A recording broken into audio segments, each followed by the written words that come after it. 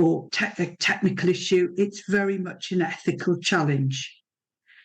We know that climate justice focuses on social factors that makes communities more vulnerable to change, and how adaptation and mitigation policies impact on different groups. So climate justice focuses on 4 areas of inequality: its causes, its consequences, the responses, and procedural or governance injustices. Policymakers must consider not only how and why levels of vulnerability to climate change vary, but also how and why their policy responses impact on the different groups. This requires long-term thinking, coordination and engagement across all sectors and places, all of which demands effective spatial planning. So we need to consider and address diversity and inclusivity with real engagement and across all communities. We also have to take into account broader social costs and benefits of climate adaptation and mitigation. It must address governance, resources, and institutional capacity. And if we do this, we can tell compelling stories that drive action and change.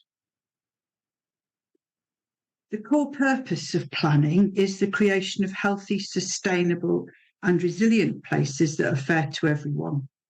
Many of the adverse impacts of climate change, such as extreme heat and flooding, vary spatially, and hence solutions need to be developed locally. And we have certainly seen that this summer, haven't we?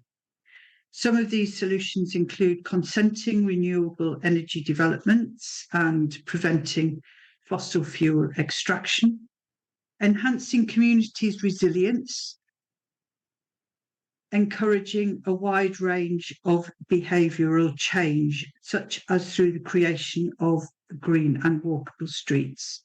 So, as planning operates within a local democratic context, it provides a platform for communities to participate.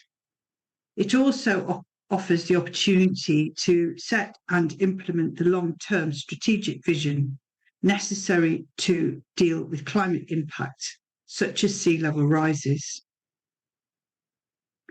So climate change does not respect boundaries, so there needs to be collaboration within and between authorities at all levels of governance.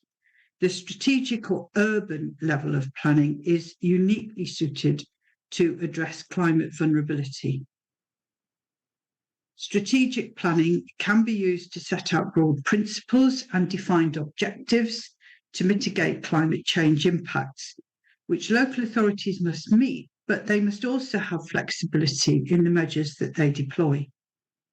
And planners will play a critical role in leading on climate justice across political boundaries and changes in political leadership. Knowledge exchange, collaboration and policy development among planners is key to achieving long-term change. Evidence bases for strategic planning should therefore consider social factors of vulnerability to climate hazards in order to develop the right policy interventions for their areas. So what are the key actions?